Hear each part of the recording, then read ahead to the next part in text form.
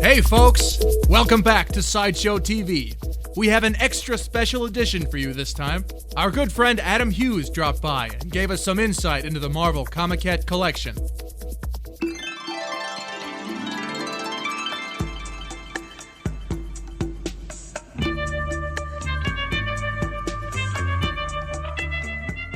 The creative drive on all the Comiquettes so far is to find a moment where, yes, you're capturing a sexy pose, you're capturing a beautiful woman in a sexy moment, but for the people who enjoy something a little bit more than that, you know, we could come up with something that had a little bit of a story to it. When I'm doing one of my illustrations, it's always, okay, is it sexy from the angle that I'm drawing? And you know, now we have to go, is this going to be sexy from 240 degrees around on the other side? It's like, okay, somebody's gonna walk around behind that. Somebody's gonna rotate it around. Somebody's gonna be going, hey, that's really awesome. Look at, oh. You know, you turn around behind and you go, all of a sudden this wonderful pose from the front looks like a hideous, deformed Quasimodo from behind. You're going, yeah, we didn't think that through very well. Whether large or small, our focus on each of the statues was storytelling. Try to tell a story as big as any epic, you know, 12-issue maxi series, or to try to tell a story as, you know, anecdotal as a post-it note. Just something where there's a character moment and it's encapsulated in the moment in time that we've selected for the statue. So I thought, let's try to do that with the first statue, the White Queen. A simple moment where she's making eye contact with you, the viewer, the guy who bought the statue, the angry wife of the guy who bought the statue, whoever it is that's looking at it. And she's doing this moment where she's dropping her cloak from her back, and it's sort of that, all right, she's sort of a sexy school teacher, so is she just walking into class going, okay, today we're gonna work on concentration. For the Mary Jane Watson Comiquette, you know, we wanted to attack the Spider-Man universe. She was tough to come up with an idea for because she doesn't have superpowers. She's a non-superpowered supporting character that everybody happens to love. So I was like, all right, well, what can she be doing? You know, there's a laundry basket sitting on the table, and it's that, I thought about that cute moment where something that says, hey, you have a secret and I've discovered your dirty little secret. And I thought it was really cute that, like, oh, my boyfriend or my husband's dirty little secret is that he's a superhero. And that's sort of the moment we were trying to encapsulate, is that sly moment where Mary Jane's looking over her shoulder going, okay, I figured out why you act weird sometimes whenever fire engines go by. When we were working on the Black Cat, I guess we were drunk with the joy of working in the Spider-Man universe. So let's attack Spider-Man's sort of nighttime, you know, woman he, you know, dabbles with when Mary Jane's not around. You know, the Black Cat's a very beloved character in the Spider-Man universe. That one was another piece where we did a lot of storytelling, and I really did enjoy the fact that I came in with this idea and I said, oh, it'll be really cool if she's dropping down from this duct and she's actually holding the duct up. And nobody at Sideshow said, nah, that's a bad idea. They said, that's a cool idea. Let's do whatever it takes to make that work. A really good example of picking the proper moment for your storytelling is encapsulated in the Rogue statue that we did. It's Rogue stepping through the remainder of a wall that she's punched through, and she's pulling her glove off because, as every fan knows, if Rogue touches you, you lose your memories and your abilities, and she gets them. And, you know, I thought, well, the obvious thing is we'd have Rogue punching through a wall, but, you know, it's not entirely sexy. I mean, you know, I thought, what would be a little sexier? And I thought, well, what would be sexier is the fact that here she is in this fabulous sort of latex costume with these high heel shoes. There's nothing about her that looks like she's this sort of like powerhouse that could punch through a wall. And I thought, like, what if she's walking the way you would see like a model walk down a runway? You know, that sort of just like, you know, heel to toe, throwing your hips out. And she's doing these sort of, you know, almost cliched sexy trick of slowly pulling the glove off. I thought it ended up making for a very, very successful statue, and I'm really happy with the way that one turned out, especially because my one sort of like pushy artist request was like, look, the latex that she's wearing, I want an automotive finish, shiny metallic green, and they gave it to me. And God bless them, because it looks so fantastic.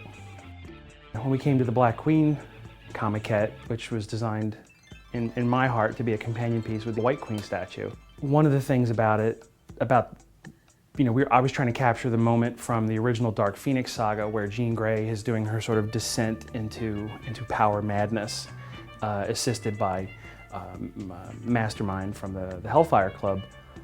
But the thing about the Black Queen back in that story was that it was Jean Grey. It was the most beloved mutant heroine of the X-Men who had been corrupted.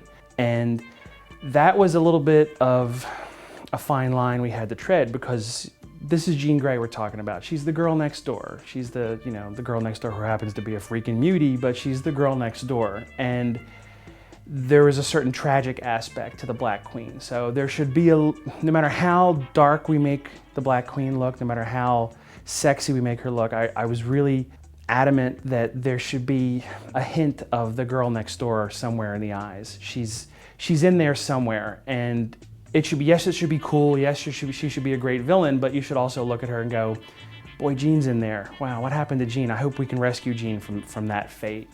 One of the things I thought that made that work was that if you just look at her face, it's a very calm, frozen face. It's a look from one person to you. Somebody's looking at you. And then everything from the neck down is this sort of swirl of activity. And I like that. It sort of created a maelstrom around her, which sort of reflects what was going on in that story. Like her world was spinning out of control. Then we get to She-Hulk. And She-Hulk was a sort of an interesting character to attack. Wanted to do somebody from the sort of Avengers universe, even though she also comes from the Fantastic Four universe slightly. I was a big fan of the FF when she was in the group.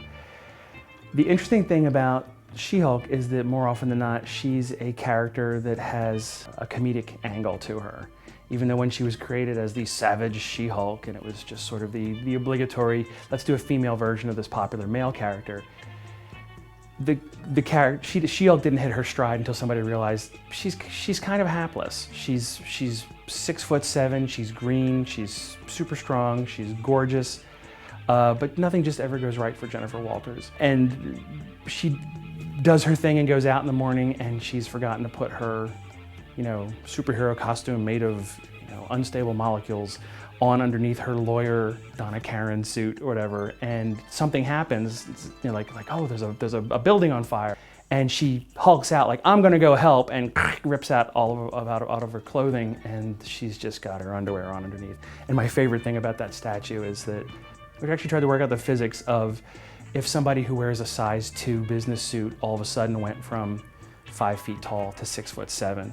Normally people would just draw somebody in tatters with their superhero costume underneath, and I was actually sitting there like tearing apart like suits that I got at a thrift store, like going, all right, if you really force this fabric to its breaking point, it's going to tear along the seams. That was actually the fun part, going, oh, this is what it would look like to actually have that Hulk out moment. But my absolute favorite part about the piece was when you rotate it around the side and there are these exploded high heel shoes with crushed heels. Because, she just instantly went from 105 pounds to 460 pounds, and those pumps just went crush. When you go around behind the statue and you really can't see the face anymore, and it's sort of the dead zone where you're going, well, nobody's actually going to be interested in looking at anything back here. I love the fact that there's something back there for you to notice. Getting back to the mutant side of the Marvel Universe, we've got the Mystique Comiquette. The original story where she first appeared, Avengers Annual 10, which was the first appearance of Rogue. I'm really lucky in the fact that Marvel and Sideshow are allowing me to play around with my childhood and do these great retro versions of the characters. And I think that's nice because when you have a universe that spans a number of decades of production, and you get to a point where entire new generations of fans have come along, and new characters come along, old characters get rebooted, re-envisioned. I think it's nice when you go, hey, you know what? It's one big giant happy universe, and we can do the modern version, we can do the classic version, we can do the retro version. The golden age is just as viable as the modern age. So I was really happy to do the Mystique from the her original Brotherhood of Evil Mutants. I really enjoyed coming up with the base because it's just her standing on the pile of skulls. It has that really great sort of, whatever she is, it's built upon a foundation of dead bodies. And I really like that adds, no matter how sexy we make her from the heels to the top of her head, there's something in there that says this character has a lot of corpses in her history. So you can be enticed by her, but you should be a little scared too.